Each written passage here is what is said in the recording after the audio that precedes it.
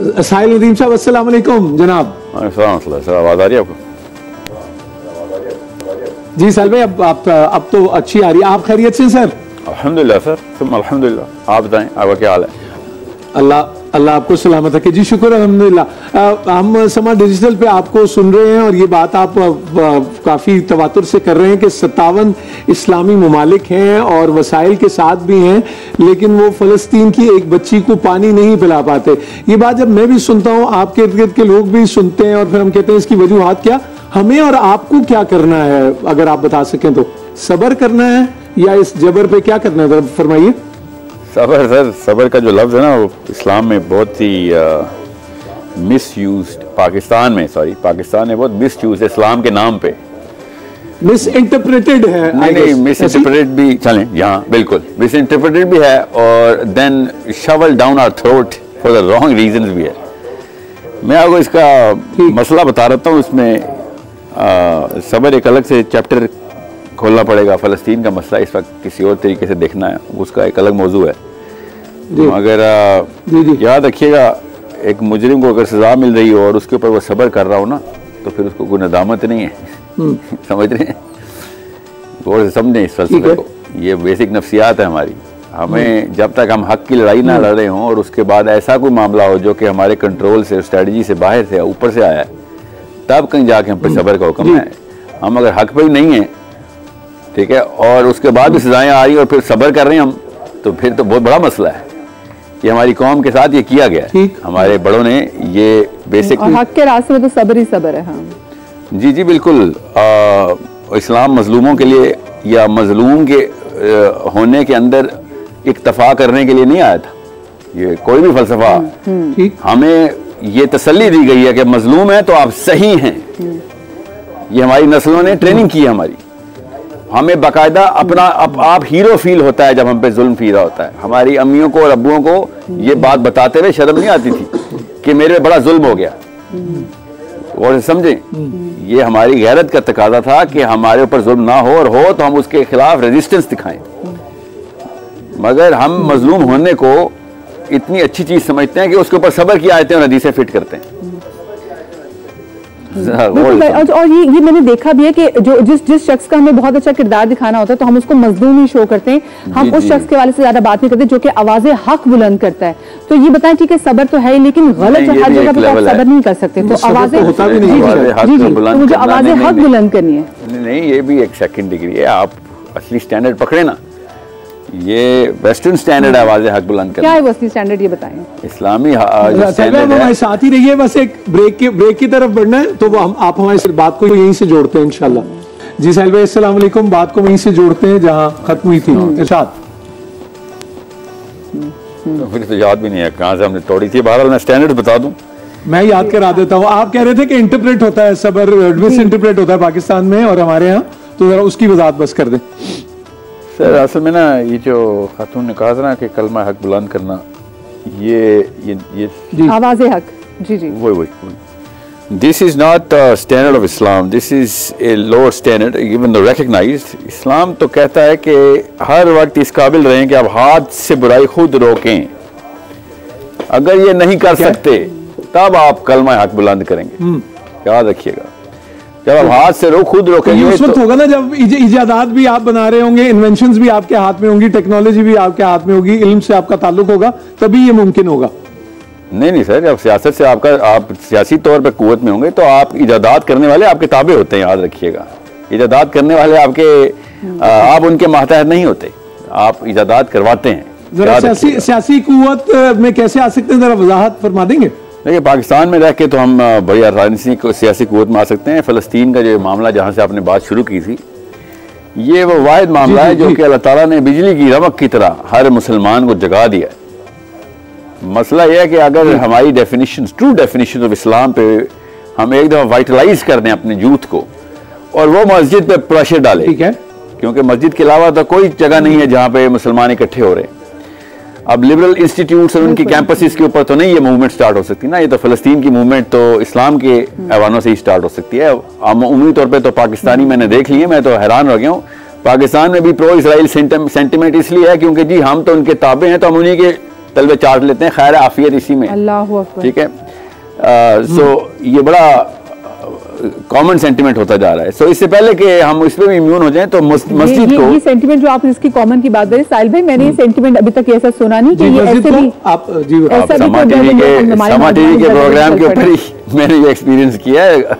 This is हमारे parliament house के अंदर, हमारे ब्यूरोक्रेसी के अंदर, हमारे इवन सिविल सर्विस के अंदर, जहाँ पे हमारे कनेक्शंस दुनिया के अंदर इस लेवल पे एस्टेब्लिश हो जाएंगे जहाँ पे उनको एक्सपोजर मिलता है वेस्ट का, तो वो इंटिमिडेट हो जाते हैं। ज़ाहिर है इस्लाम की ट्रेनिंग ही नहीं हुई भी, तो गैर मुस्लिम से इंटिमिडेट, हर पावर से इंटिमिडेट होना, ये तो कॉमन सेंस की बात, हमारी साइकोलॉजी है।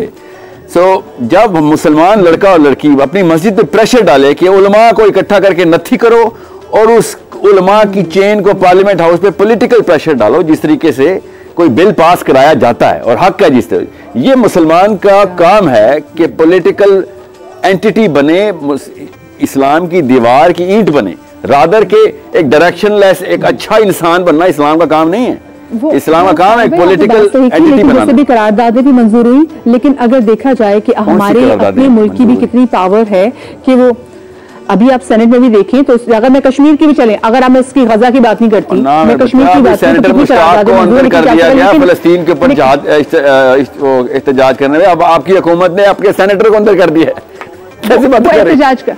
मैं अच्छा मैं आपसे आप बसद एहतराम आपसे मैं वैसे सवाल पूछना चाहूँ। मैं कहती हूँ हम एक थर्ड वर्ल्ड कंट्री के लोग कहते हैं हम तो वैसे भी वो हुकूमत है जो हर जगह जाके कर्जे मांग रही होती है।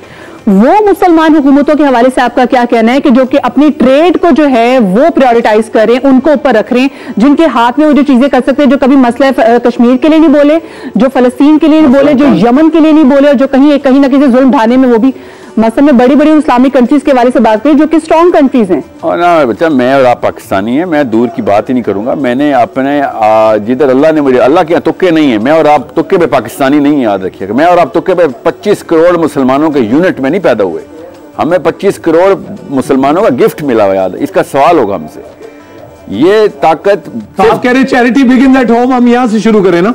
नहीं sir, mission begins at home, charity तो इस सेकंड स्टेज, याद रखिएगा। पहला बेसिक कॉन्सेप्ट जो है ना, जितना पाकिस्तानी जुम्मे की नमाज पढ़ता है ना, दे better factor in the political equation, they better factor in.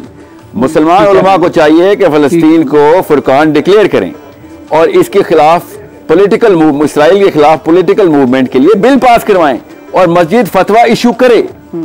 मस्जिद better start writing, otherwise Muslims are going to stop going to masjid. Common sense की बात है, मेरे कहने पे थोड़ी करना है उन्होंने। साहिल भाई, अब जो फतवा भी आएगा फिर उसके बाद हम कैसे उस पे काम कर सकेंगे, ये भी जरा प्लीज हमारी रहनुमाई कीजिएगा। किस क्या लफ्ज बोला एक्सेस पे? मैं आपको बता रहा हूँ, सिर्फ पॉलिटिकल मूवमेंट की बात कर रहा हूँ मैं इस वक्त। तौहीन सहाबा का बिल मस्जिदों ने पास करवाया, याद रखिएगा। फलस्तीन मूवमेंट का, पाकिस्तान की मोबिलिटी इनटू पैलेस्टीनियन लैंड मस्जिद करवा सकती है, ये पोटेंशियल रियलाइज नहीं करी। मसला ये हमारे पास जो डेफिनेशन ऑफ इस्लाम है उसके अंदर ये अलाउंस है कि अगर हम नहीं भी करते इस तरह की मोबिलिटी तब भी हम उतने ही मुसलमान हैं जितने की अगर हम करें तो। ये अलाउंस कहां से आई है? This is the question we better start asking the scholars कि ये कौन सा इस्लाम है जिसमें फलस्तीन का बच्चा मर भी जाए और मेरा ईमान ताजा रहे, मेरा ईमान कायम रहे और मैं कुछ भी ना भी करूं तो मुझसे सवाल भी ना हो। लेकिन साहिल भाई, सैंक्शन से भी डरते हैं ना, इमदाद बंद होने से भी डरते हैं, फिर वो कहते हैं पेट्रोल महंगा हो जाएगा, फिर हमारे हालात खराब हो जाएंगे, एटसेट्रा एटसेट्रा। नूर साहब, मेरे और आपके हालात है ना, मैं इसका जवाब दे दूं। जी जी, आपके और मेरे जो करंट हालात हैं और जो खराब होने सैंक्शन लगने के बाद, वो हालात वर्सेस इस वक्त जो हमास के हालात हैं, आप बताएं कौन से हालात बेहतर होने? जज़ाकल्लाह जज़ाकल्लाह, बिल्कुल ठीक बिल्कुल ठीक। तो ये अब चॉइस इज योर्स, क्योंकि जो आज किसी का वक्त है वो आपका भी कल हो सकता है। सर, मैं अभी आपको आपके टीवी चैनल से बता दूं, अगला फलस्तीन इंडियन मुस्लिम्स है कि it doesn't take a rocket scientist to see where the winds are moving.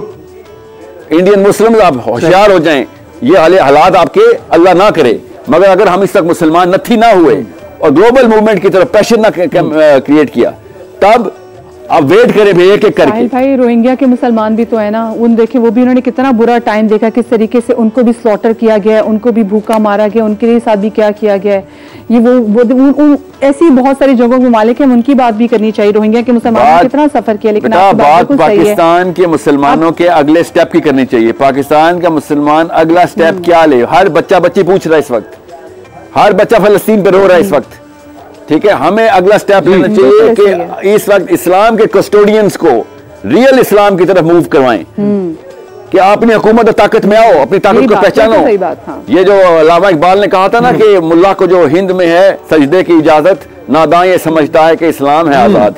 ये इन मुल्लाओं को जगाएं कि इस्लाम के नाम पे दो नंबरी करना बंद करो। तुम्हें हमने कुरान दिया था, तुम्हें हमने जनाजे पढ़ाने के लिए नहीं कुरान दिया था।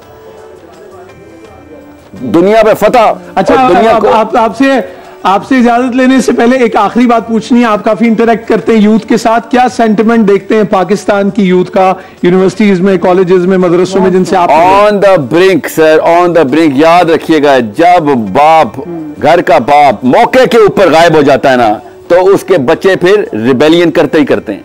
इस वक्त इस्लाम की बारी आ गई है। अल्लाह ताला ने ये टेस्ट नवाज शरीफ, इमरान खान पे नहीं डाला हुआ, ये टेस्ट उलमा पे डाला हुआ फलस्तीन का। उन्होंने तो कभी कहा भी नहीं कि हम इस्लाम को रिप्रेजेंट करते हैं, समझे? सो इस वक्त घर का बाप अगर गायब हो गया तो यूथ ने मस्जिद के ऊपर से कॉन्फिडेंस खत्म हो जाएगा। ये लोग समझ रहे, मैं पावर देना चाह रहा हूँ उलमा किराम को, उलमा किराम मेरे पैसे आगे मारे कि तू मदरसे के खिलाफ की बातें कर रहा है। मैं चाह रहा हूँ मदरसा अपनी पावर को पहचाने। सही सही। अल्लाह आपको अपने हिफ्ज़-ओ-मान में रखे और इंशाल्लाह together we can make a difference. इंशाल्लाह हमारी नीयतें ठीक हो, इखलास हो तो हम अच्छा ही करेंगे। बहुत बहुत शुक्रिया साहिल भाई।